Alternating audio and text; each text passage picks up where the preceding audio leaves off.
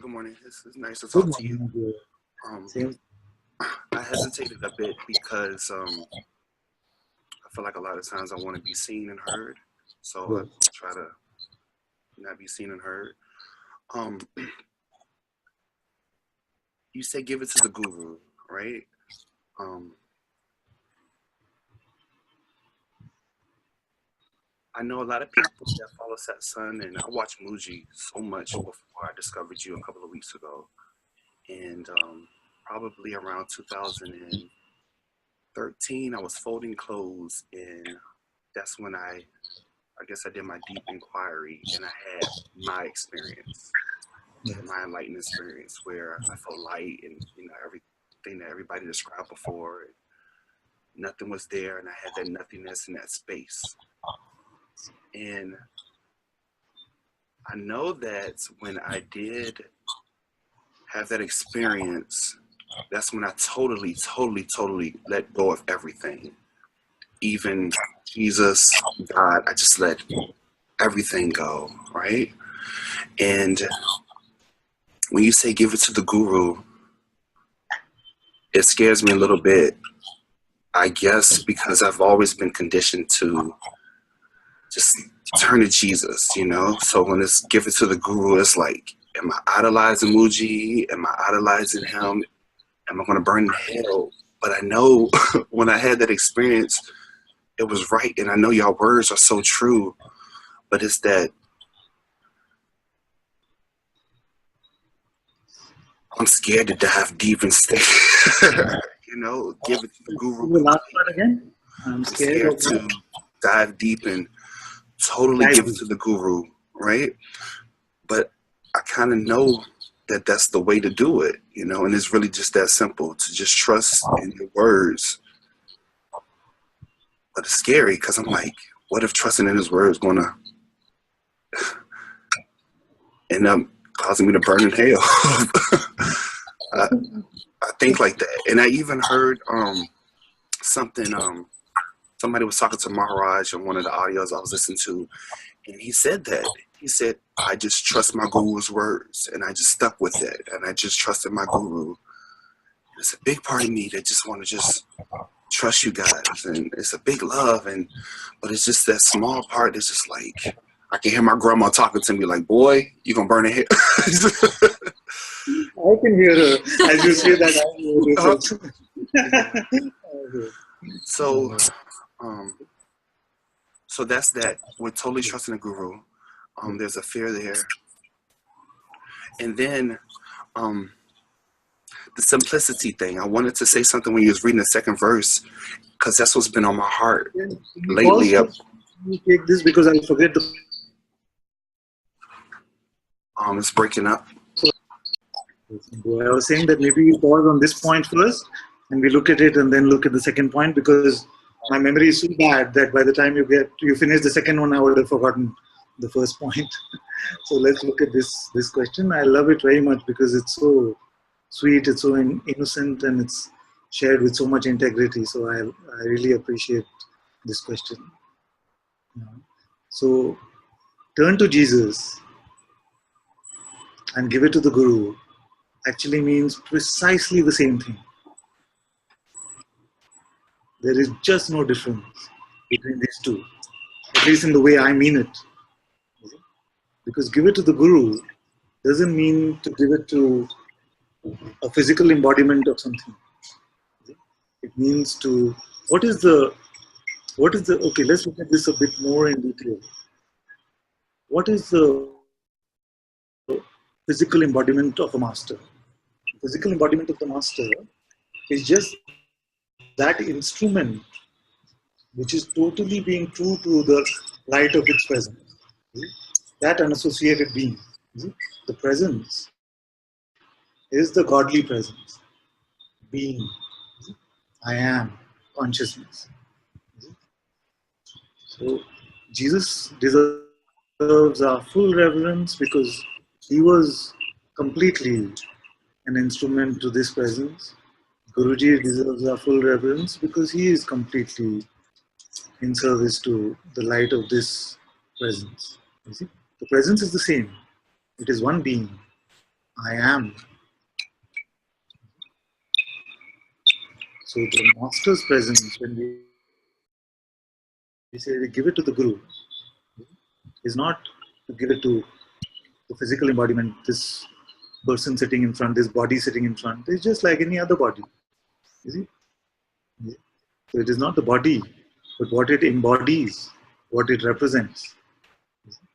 Why is it needed that we have? Why do I always say that the presence of a living master is one of the greatest gifts we can get? It is just so that because we are so used to identifying with name and form. So suppose I tell you, sorry, I'm not sure. Cad, is your name Cad? Yes. Cad.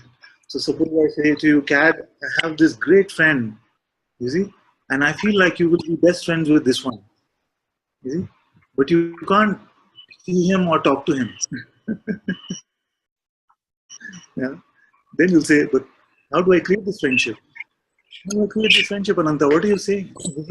I say, no, no, it's fine. You can't see him or talk to him. Just trust me, it is there. And that's your best friend. You see? Then you say, but it's so difficult to make this relationship like this. You see?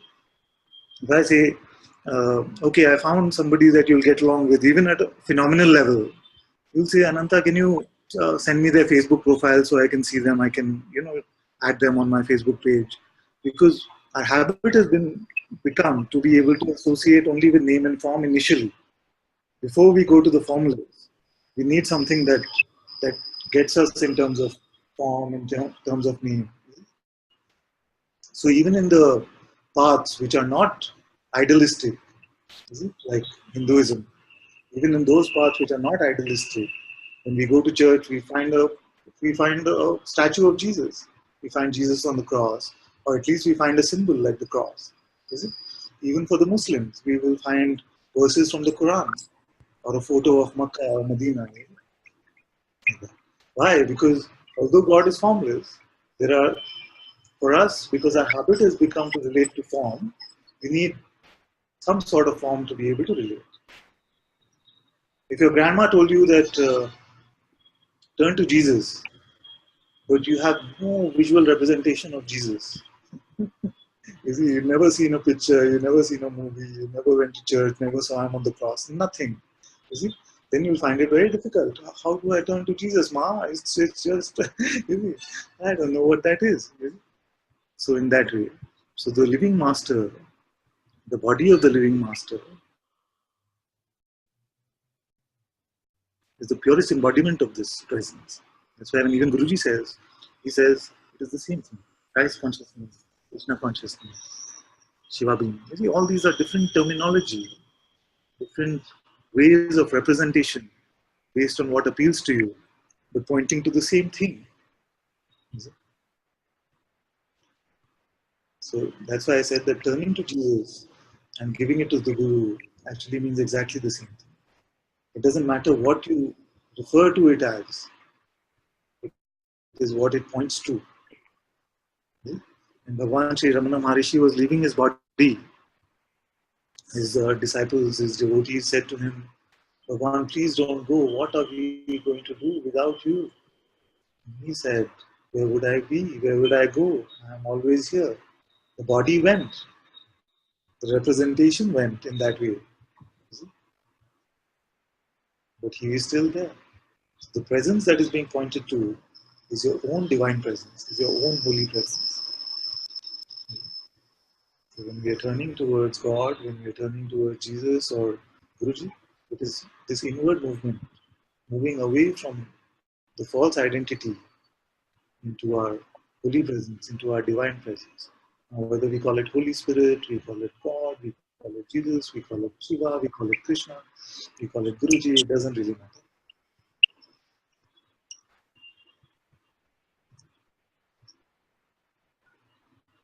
And that's why I enjoy also.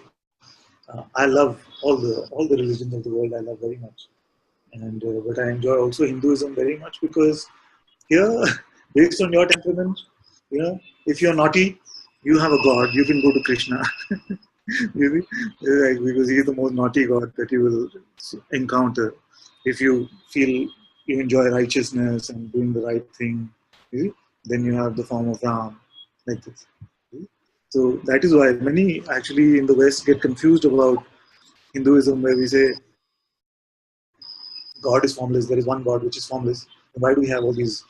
I had a friend who once told me, "How can you pray to someone who used to steal butter?" Krishna is known to as a child. He's known to run around and steal everyone butter.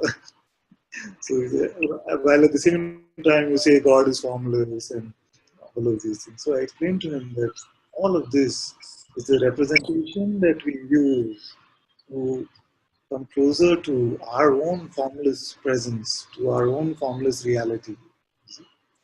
So it's a democratic system based on what attributes you enjoy, what temperament you enjoy. We have so many millions of representations, you can pick one. Now, Jesus, of course, one of the most beautiful representations of this godly presence, because so full of love, so full of pure knowledge, and yet so loving, willing to sacrifice himself for this, the sins of all humanity. Such a beautiful representation.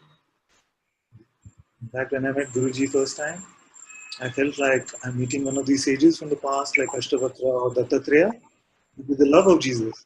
And I even told him this. I want to share something with you. It's coming up to share.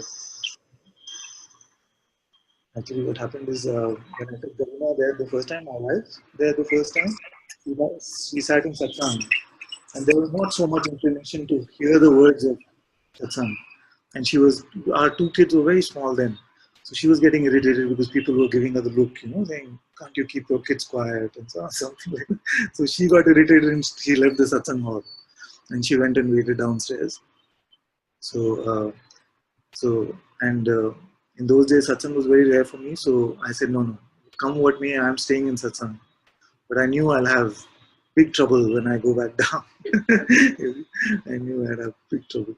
So what happened is then Satsang got over. Guruji came down. All the people started coming down after him. I was on the top of the stairs. He was at the bottom of the stairs. And he had sat down by them.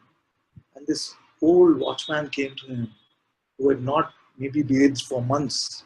And his dress was all dirty and tired. And Guruji was loving him like a baby, as if he's his own baby. He was loving him like that. And then I saw my wife was sitting in the corner over there, and she was crying, seeing this. And she was so touched by this being who could have so much love for someone who physically could seem so repulsive almost. So that in this way, Guruji then broke that barrier of Advaita sounding satsang with her. And ever since that day, she's loved him more than anything. So this love of Jesus, I've only tasted in the living form, in the form of Guruji. The reminding me of Jesus actually reminded me of also this. So you don't have to worry. It's not a conflict at all. Whether you call him Guruji, whether you call him Mojiji, whether you call him Jesus, whether you call him Ramana, whether you call him Ashtavakra, you call him whatever you want. It's all pointing to the same thing. Just as all rivers go to the same ocean. We also call our oceans differently, but actually one body of water, isn't it?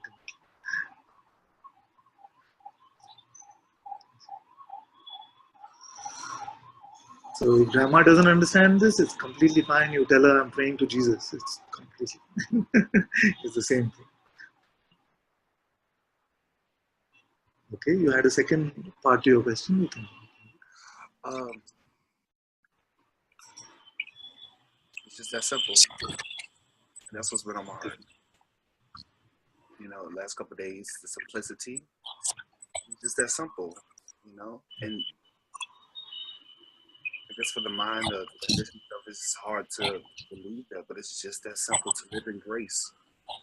And it's just kind of hard to get that, I guess. But I know it's to be true. It's a paradox. It's crazy. But I know it's just that simple. What else could you do but live in grace? I mean, and everything you felt about moves, I feel the same way.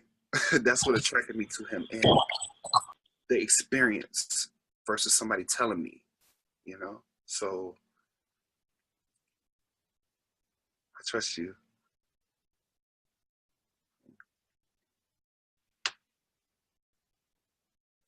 I trust you. You're my guru. I give it to you. So sweet. Thank you, my dear. Very, very beautiful. So much enjoyed having this interaction with you, and this trust. This trust. It's very beautiful. It's very helpful. I don't make anything a prerequisite to come into satsang. Nothing is a prerequisite. But I do know that having a bit of this trust is really helpful. You see? Because what happens with a bit of this trust is you hear with some openness. Then when you hear with some openness, then you just follow a little bit, and it helps. Even in a phenomenal way, it helps. Something helps. Something becomes more spacious. Something becomes lighter. Something is seen more clearly. And then that trust develops. That trust develops, and that trust grows. And then along the way, you find, and I'm not talking just about this representation of Ananta. It could be with anyone, any true master. So as this trust develops, then along the way you find the presence of love is also there. And this love also comes. And then for most of us, we truly discover devotion. Devotion is what? Just this trust mixed with this love. This devotion. And we taste this devotion after we are open to the words of the Master, we inquire along with him, or we surrender to his presence. And then love is bound to come as a fragrance of that. So this trust grows, love comes, and that is what we call devotion. It's very different from most worldly relationships. Because in worldly relationships, many times we could love someone a lot, we don't trust them. Or we could trust someone a lot and we don't love them. So that which is called devotion is that which is such a beautiful mix of this trust and this love. So that's what satsang is all about. And when we have this devotion, then it's so easy to say everything is my father's problem.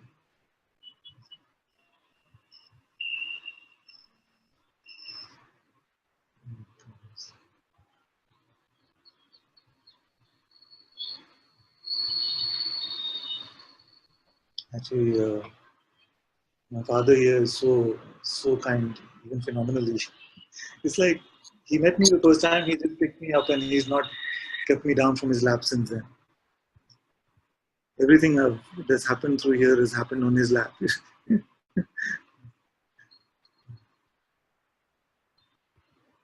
it's the same Jesus, same Krishna, same Ram, same Guruji.